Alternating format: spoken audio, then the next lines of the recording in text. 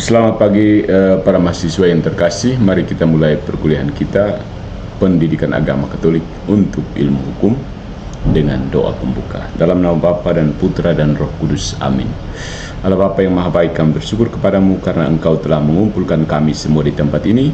Semoga apa yang kami perbincangkan bersama dalam perkuliahan ini mengundang kami untuk semakin mengenal relasi antara iman dan akal budi. Iman yang Engkau sendiri wahyukan kepada kami dan akal budi yang juga Kau anugerahkan kepada kami sebagai kemampuan kodrati kami. Semoga dengan mengenal hubungan antara keduanya, kami semakin sanggup untuk mempelajari hukum, baik hukum ilahi yang datang dari iman kami dan hukum manusia yang kami sepakati bersama demi kebaikan bersama. Bimbinglah kami dalam perkuliahan kami ini, semoga para mahasiswa dapat membuka hati dan pikirannya untuk mengikuti penjelasan. Doa dan permohonan ini kami haturkan kepadamu lewat perantaran Kristus Tuhan kami. Amin. Dalam nama Bapa dan Putra dan Roh Kudus. Amin. Baik, selamat pagi saudara-saudari mahasiswa Ilmu Hukum Fakultas Hukum Universitas Katolik Widya Mandira Kupang. Inilah pertemuan kedua, kita akan berbicara tentang iman dan akal budi. Bagaimana hubungan keduanya akan mempengaruhi profesi kita kelak sebagai ahli, praktisi, akademisi di bidang hukum atau segala sesuatu yang berhubungan dengan hukum. Nah, to the point ya, sebagai pendahuluan. Di dalam dunia hukum modern, mahasiswa ini sering dihadapkan pada relativisme. Pandangan bahwa semua kebenaran hanyalah relatif, tergantung sudut pandang, dan relatif tergantung sudut pandang. Itu satu pihak, relativisme namanya. Pandangan bahwa segala sesuatu tergantung dari sudut pandang. Kemudian ada juga ide lain, gagasan lain, yaitu sekularisme. Sikap yang memisahkan kehidupan publik dari dasar-dasar iman. Jadi iman dianggap itu urusan pribadi, urus di dalam kamar, bukan di ruang publik seperti ini ya. Nah, dua arus besar ini bisa membuat hukum dipandang hanya sebagai produk kesepakatan sosial atau sekedar aturan formal tanpa dasar etis yang mendalam. Padahal hukum selalu menyentuh nilai, keadilan, dan martabat manusia. Apa itu nilai? Sesuatu yang berharga. Keadilan, use, right, dan martabat manusia, dignity of humanity. Konsep-konsep abstrak seperti ini. Karena itu, pertanyaan mendasar muncul bagi kita semua. Apakah iman dan akal budi bisa berjalan bersama untuk memberikan dasar yang kokoh untuk hukum? Apakah iman dan akal budi bisa memberi dasar yang kokoh? Gereja Katolik menegaskan bahwa iman dan akal budi bukanlah dua kekuatan yang bertentangan. Iman atau akal, bukan. Akal atau iman, no. Iman dan akal budi dan iman. Keduanya saling melengkapi. Nah, ada ensiklik itu maksudnya surat edaran dari pemimpin tertinggi Gereja Katolik, Paus. Dan ensiklik ini ditulis oleh Paus Yohanes Paulus II tahun 1998. Ensiklik ini berjudul Fides et Ratio. Dalam bahasa Latin, fides artinya iman, ratio artinya akal budi. Et itu dan. Ya, fides et ratio maksudnya iman dan akal budi. Dalam ensiklik tersebut, Paus Yohanes Paulus II menegaskan bahwa iman dan akal budi adalah seperti dua sayap yang mengangkat manusia menuju kebenaran. Kalau akal budi bekerja hanya dengan logika saja, risikonya bisa terjebak dalam keraguan-raguan atau reduksi, mengurangi sesuatu, ada yang kurang. Kalau iman dipisahkan dari akal, dia bisa jatuh pada fanatik atau sekedar emosi rohani, feeling good saja, rasa baik-baik saja ya. Maka integrasi keduanya ini sangat penting. Penyatuan keduanya ini mendesak, niscaya, dan penting. Bagi kita mahasiswa hukum, pemahaman tentang relasi iman dan akal budi menjadi dasar untuk membangun cara berpikir yang utuh, integral. Hukum itu bukan hanya kumpulan pasal-pasal, tetapi cerminan pencarian manusia akan kebenaran, keadilan, dan kebaikan bersama. Nah, istilah yang akan kamu sering ulang-ulang terus dalam perkuliahan selama ini di dalam prodi ilmu hukum ini, ada satu istilah yang namanya bonum commune. Bahasa Latin artinya kebaikan bersama. Nah, iman kita memberikan horizon transendental, pandangan yang melampaui kondisi kita sekarang, bahwa martabat manusia tidak tergantung pada negara atau mayoritas. Ya, keberadaan saya sebagai pribadi tidak bergantung negara Kesatuan Republik Indonesia di sini, bukan. Ya, melainkan pada ciptaan Allah, Tuhan yang menciptakan saya, dan saya berada di negara Kesatuan Republik Indonesia. NKRI wajib memberikan hak saya, ya. Akal budi di sisi lain membantu kita untuk menafsirkan dan menerapkan iman itu dalam konteks dunia yang konkret, termasuk dunia hukum sendiri. Apa itu hukum, dunia hukum? Ya, dengan kerangka topik ini, iman dan akal budi kita dekati. Ya. Mahasiswa kita semua diajak untuk melihat bahwa kedua hal ini tidak boleh pisah, tidak boleh dipisah, harus dipadukan supaya menghasilkan pemahaman hukum yang adil, manusiawi, dan berakar pada kebenaran objektif. Ingat, saya selalu menegaskan kebenaran objektif, bukan kebenaran subjektif, versi sana, versi 1, versi 2, versi 3, tidak. Nah, sebagai mahasiswa ilmu hukum di Unika, Anda harus tahu ini, kebenarannya harus objektif. Mari kita lihat apa landasan filosofis dan teologisnya, landasan pikir berdasarkan filsafat dan teologi. Nah, hubungan antara iman dan akal budi ini bukan sebuah gagasan yang baru, ya, bukan idenya Romo Patris. Sejak masa Bapak Gereja, mereka yang hidup dekat dengan para rasul, hubungan ini sudah menjadi bahan refleksi serius. Dua tokoh besar yang sering dijadikan rujukan dalam gereja Katolik itu adalah Santo Agustinus dan Santo Thomas Aquinas. Nah, mari kita lihat perspektif Santo Agustinus. Agustinus ini hidup pada abad ke-4 sampai ke-5, masa di mana filsafat Yunani masih sangat berpengaruh. Dia pernah mencari kebenaran melalui berbagai aliran filsafat, berbagai aliran pemikiran, tetapi akhirnya menemukan bahwa akal budi manusia tidak cukup. Akal budi manusia tidak cukup untuk mencapai kepenuhan kebenaran tanpa iman. Ya. Ungkapan dari Santo Agustinus yang sangat terkenal adalah credo ut intelligam. Aku percaya supaya bisa mengerti. Ini menunjukkan bahwa iman menjadi titik tolak bagi pengetahuan yang sejati. Dengan iman, manusia berani membuka akal budinya pada terang kebenaran yang melampaui dirinya sendiri. Nah, perspektif berikutnya dari Santo Thomas Aquinas. Aquinas ini seorang filsuf dan teolog abad ke-13, beda jauh dari Agustinus, ya. Dia mengembangkan sintesis antara iman dan akal. Bagi dia, kebenaran adalah satu dan Allah adalah sumbernya. Akal budi manusia bisa sampai pada kebenaran melalui pengalaman dan refleksi. Jadi pengalaman itu maksudnya mengamati yang di luar, kemudian refleksi, mengolahnya di dalam pikiran. Misalnya dalam ilmu pengetahuan dan hukum kodrati, ya, akal budi bisa kenal itu. Ilmu pengetahuan itu bisa kenal lewat eksperimen, kan. Lalu hukum kodrati, maksudnya hukum alami, itu bisa dilihat dan mempertimbangkan panas, berat, gravitasi, dan seterusnya. Tapi ada juga kebenaran yang hanya bisa diketahui lewat wahyu, seperti dalam kekristenan itu ada misteri Trinitas dan inkarnasi Kristus.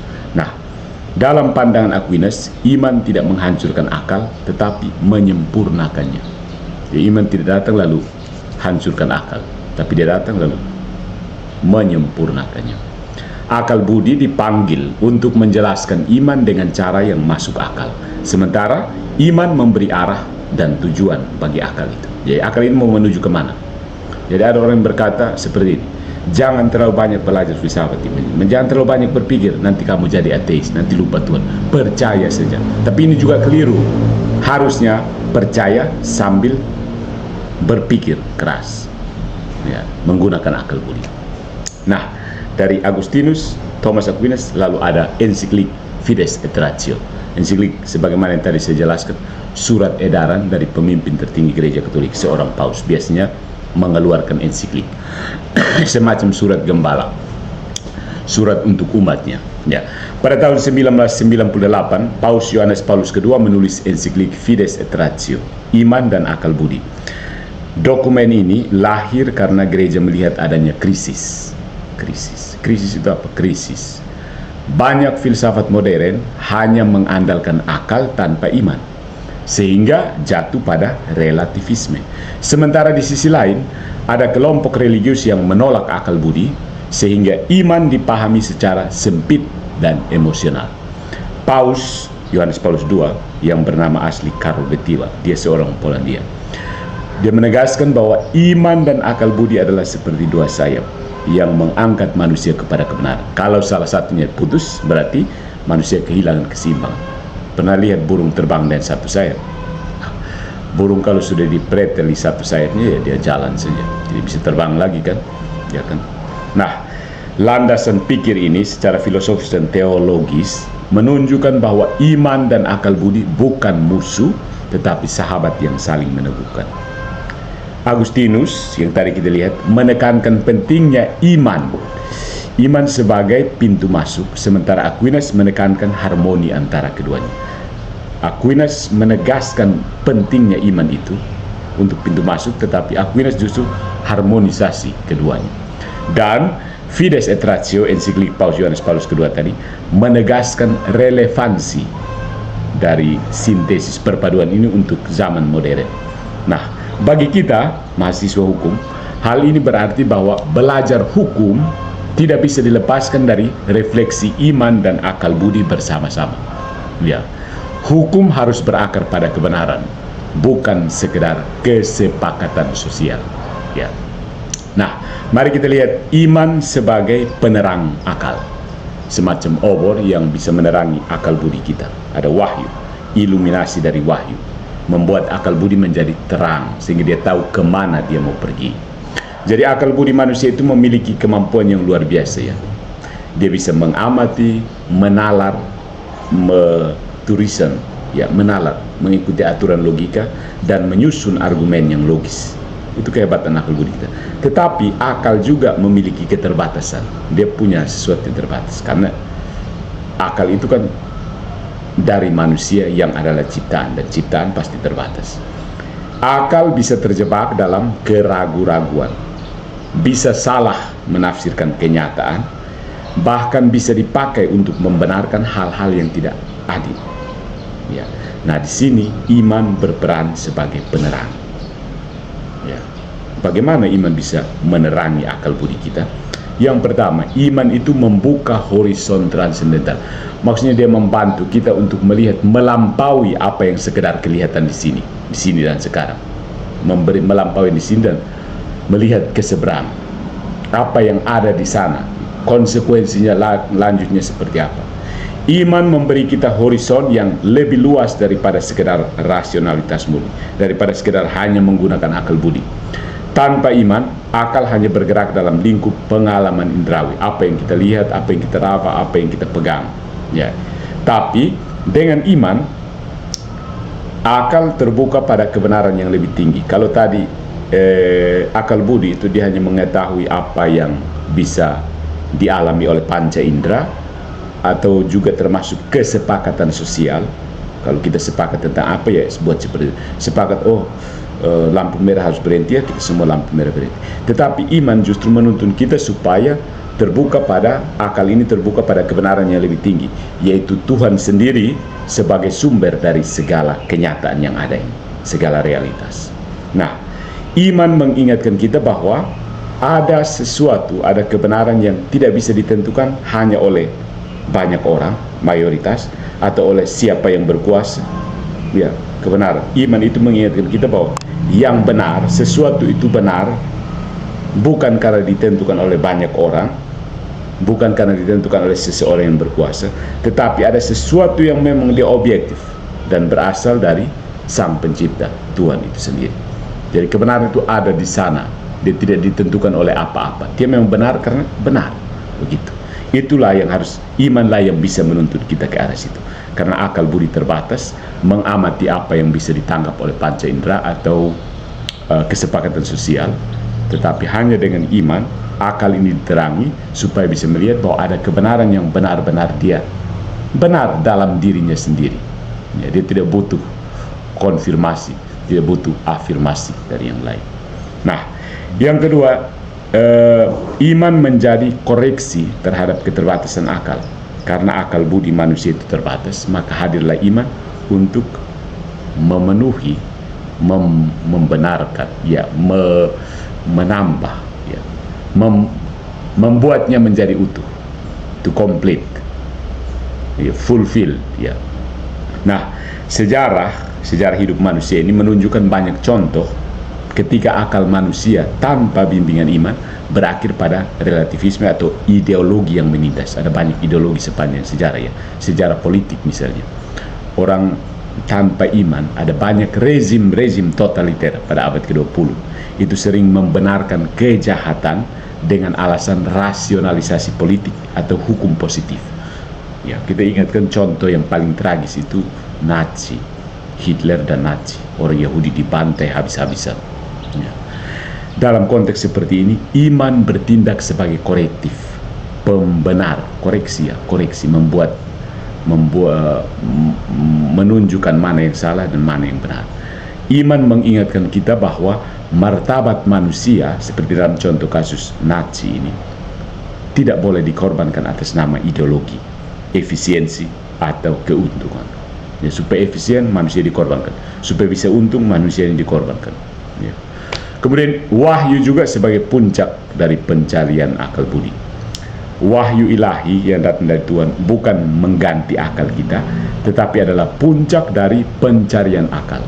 Akal dapat membawa manusia sampai pada kesadaran bahwa ada Allah, sebagaimana ditegaskan Aquinas dengan ungkapannya yang terkenal, cinque vie, artinya 5 jalan menuju Allah, 5 jalan pembuktian rasional tentang keberadaan Tuhan.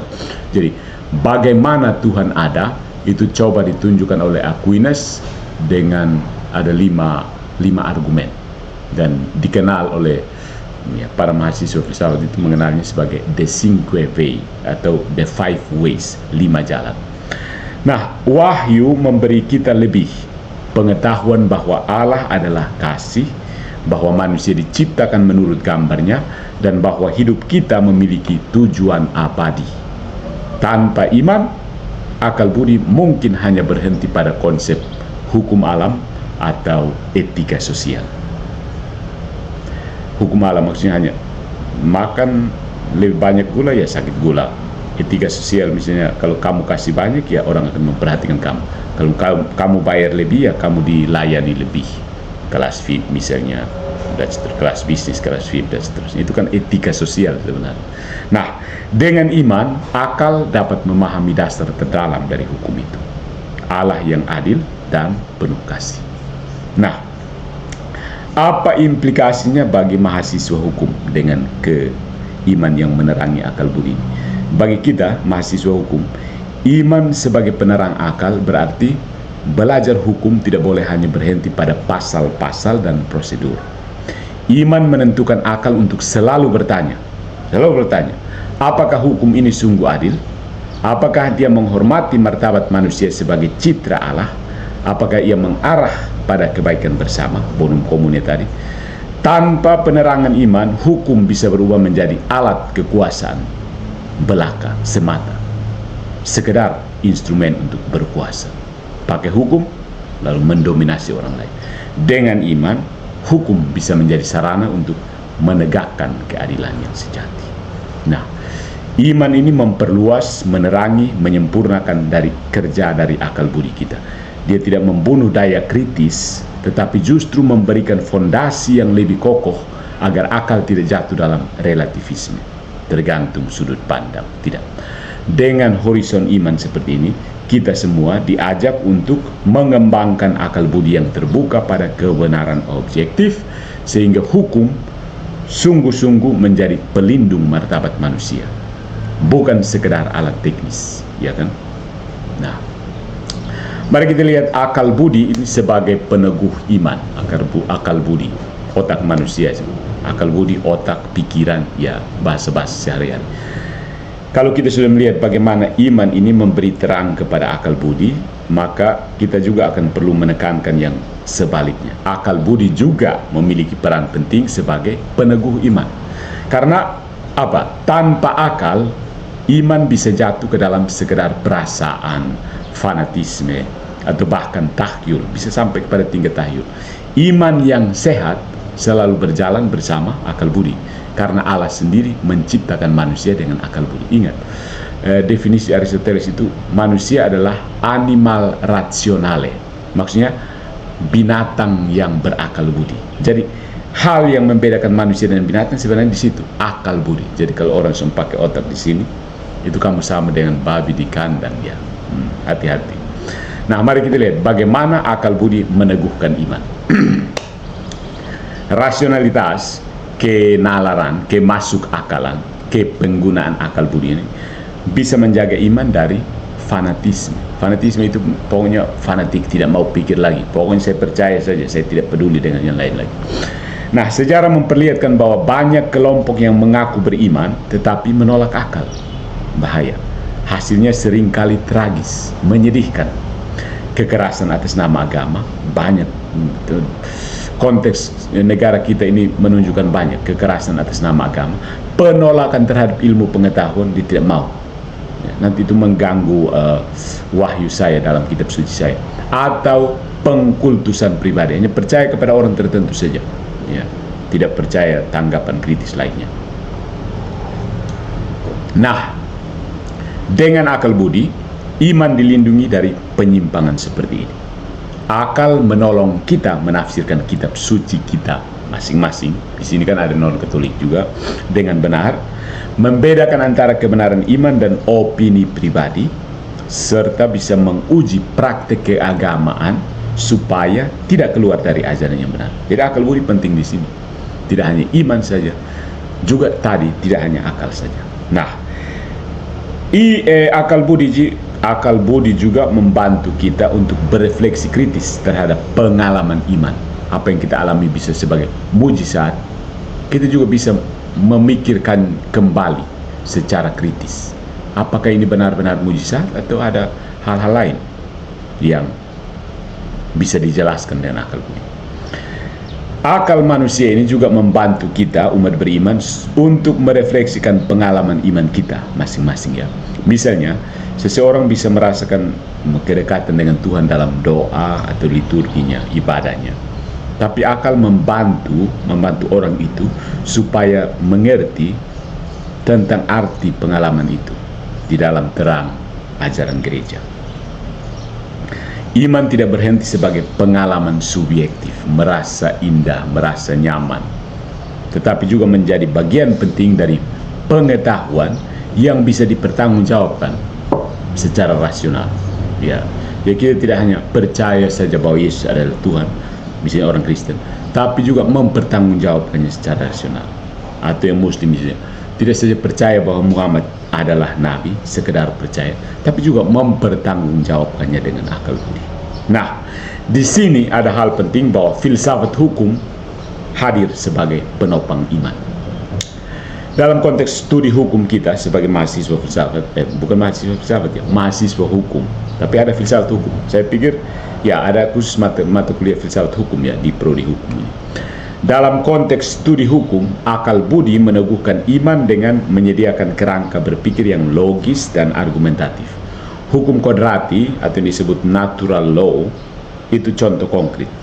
Melalui refleksi akal budinya, manusia menyadari ada prinsip universal yang tidak bisa diabaikan, seperti keadilan, penghormatan terhadap martabat manusia, dan kebebasan hati nurani.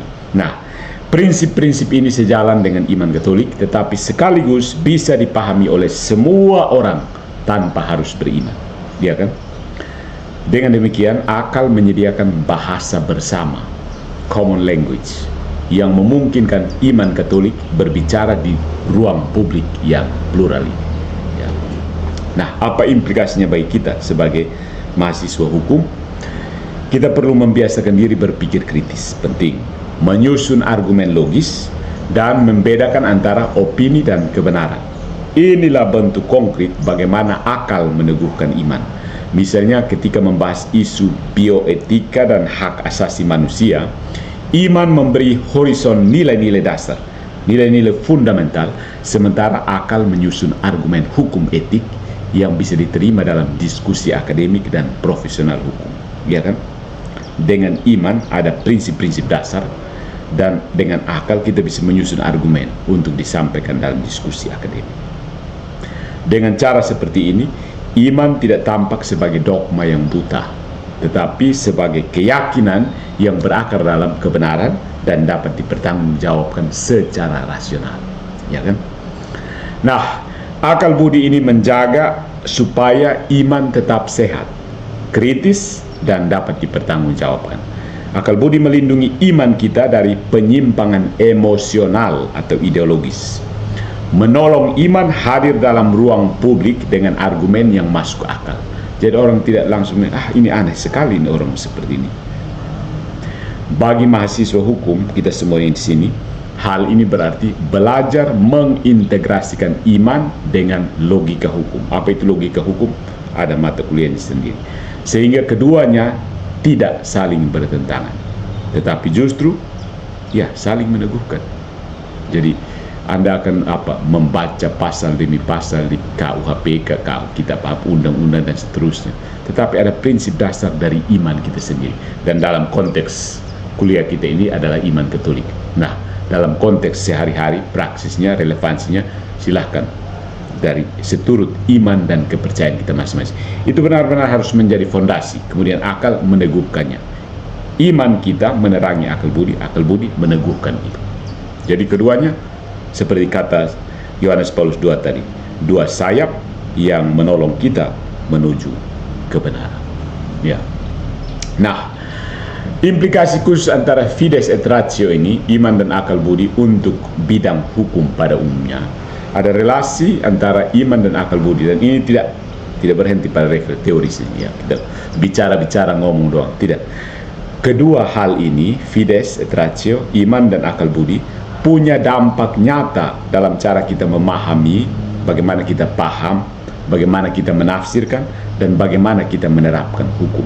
Ya, fides et ratio bukan sekedar teori, tapi juga menentukan cara kita untuk paham satu pasal, menafsirkan pasal itu, dan menerapkannya dalam kasus hukum. Nah, implikasi ini sangat penting karena hukum bukan hanya kumpulan pasal yang kaku, ingat, melainkan instrumen moral dan sosial yang menyangkut martabat manusia. Hukum itu kan untuk manusia kan, hukum harus melayani manusia, bukan manusia untuk didominasi, dijajah oleh hukum. Bahaya, karena menurut saya banyak pengacara yang tergantung siapa, ya, tidak semua ya, tapi ada yang karena ini kecenderungan berdosa, ada yang memahami, menafsirkan dan menerapkan hukum tergantung dari siapa yang bayar paling banyak. Hati-hati, ya kan? Nah, prinsip iman dan akal dalam argumentasi hukum ini penting. Argumentasi hukum Anda kan, nanti sebagai pengacara, advokat atau apalah, bagaimana paham, tafsir, dan terapkan. Paham, tafsir, terapkan. Iman menanamkan keyakinan bahwa setiap manusia memiliki martabat yang tidak tergantikan. Never. Karena diciptakan menurut gambar Allah, imago Dei. Akal budi kemudian menerjemahkan keyakinan ini menjadi argumen hukum yang bisa diuji secara rasional. Misalnya, keyakinan akan martabat manusia itu mendorong kita untuk menolak hukum yang diskriminatif, merendahkan. Ya, pilih sebagian manusia, tidak peduli dengan manusia yang lain. Iman itu memberi motivasi, sementara akal memberi bentuk logis untuk argumen tersebut. Ini argumentasi hukum. Kemudian ada hukum kodratis sebagai titik temu universal. Hukum alam, natural law. Santo Thomas Aquinas itu menekankan konsep hukum kodrati, lex naturalis, yaitu prinsip moral yang bisa dikenal oleh akal manusia dan berlaku universal. Misalnya, jangan membunuh orang yang tidak bersalah, ya kan? Hormati kebenaran dan berlakulah adil. Prinsip-prinsip ini tidak hanya milik orang Katolik tentu saja, tetapi bisa diterima semua orang yang menggunakan akal sehat. Nah, dalam konteks Indonesia, negara kita tercinta yang plural ini, hukum kodrati ini menjadi jembatan antara iman Katolik dan masyarakat luas. Jadi, hukum kodrati ini menjadi titik temu universal. Kemudian perlu integritas moral dalam profesi hukum. Iman dan akal budi juga menuntun kita, mahasiswa hukum, untuk menjadi pribadi yang berintegritas. Iman mengingatkan bahwa profesi hukum adalah panggilan untuk menegakkan kebenaran dan keadilan, bukan sekedar mencari keuntungan pribadi. Ya. Akal budi melatih kita untuk berpikir kritis, menilai bukti, dan menyusun argumen yang sahih. Keduanya membentuk etos profesional yang kokoh, jujur, adil, dan berani melawan korupsi atau manipulasi hukum. Nah, ada contoh konkret dalam praktik hukum Indonesia. Dalam praktiknya, banyak kasus hukum yang menuntut integrasi iman dan akal budi. Misalnya, isu korupsi. Akal budi menunjukkan bahwa korupsi merugikan negara dan rakyat. Sementara iman menegaskan bahwa korupsi adalah dosa karena melanggar keadilan dan mencuri hak orang miskin. Ya kan? Di sini ada yang korupsi, orang tuanya korupsi. Kemudian isu korupsi. Ada isu bioetika, misalnya aborsi, eutanasia. Akal bisa menimbang bahwa setiap kehidupan itu punya nilai, berharga. Sedangkan iman menegaskan bahwa hidup adalah anugerah Allah yang tidak boleh dirampas. Itu dalam isu bioetika. Kemudian soal isu lingkungan, ya, lingkungan sekarang juga sedang naik daun.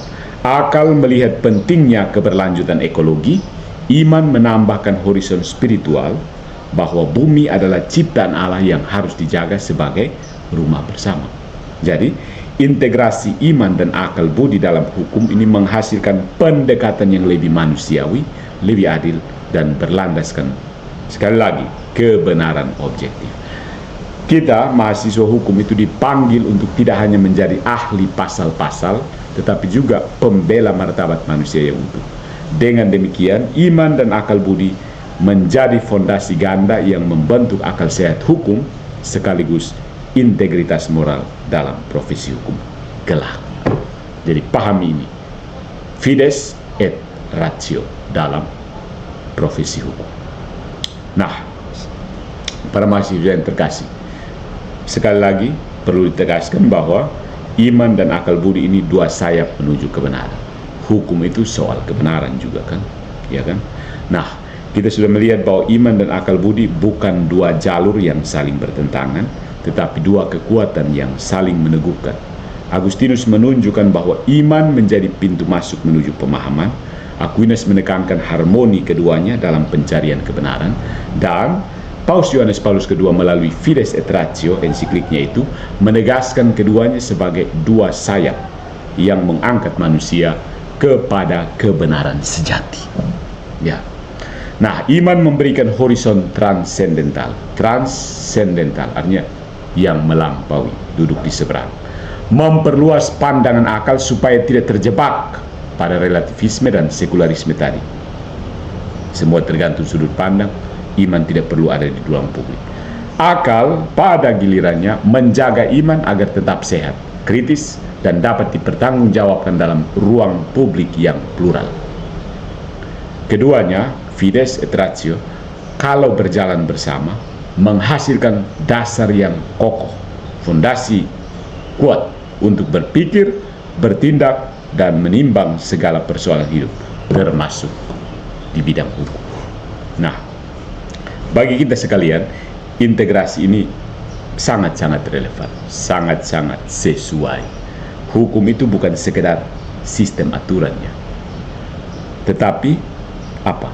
Panggilan untuk menegakkan keadilan dan melindungi martabat manusia. Iman menuntun hati nurani agar tetap setia pada nilai-nilai ilahi. Sedangkan akal budi menyusun argumen yang logis yang bisa diterima semua orang. Begitu. Jadi seorang sarjana hukum Katolik dipanggil bukan hanya menjadi praktisi hukum, tetapi juga saksi kebenaran yang membawa terang iman ke dalam ranah publik. Ya. Iman dan akal budi adalah karunia, ini karunia yang membentuk manusia secara utuh. Keduanya mengarahkan kita kepada kebenaran, keadilan, dan kebaikan bersama. Nah, konsep-konsep ini memang abstrak, tapi saya yakin perkuliahan Anda akan menjelaskan apa konsep ini secara hukum dan konsep ini secara filosofis. Juga konsep ini secara bahasa Indonesia. Kebenaran, keadilan, dan kebaikan bersama. Tanpa salah satunya, manusia pincang. Tanpa salah satu. Misalnya fides saja atau ratio saja. Tapi dengan keduanya, fides et ratio, iman dan akal budi, manusia bisa terbang menuju tujuan akhir yang transenden, yaitu Tuhan sendiri, sumber segala hukum. Ya, sumber segala hukum, kebenaran dan kehidupan. Ya, jadi itulah penegasan tentang hubungan antara iman dan wahyu dan relevansinya bagi studi kita dalam ilmu hukum.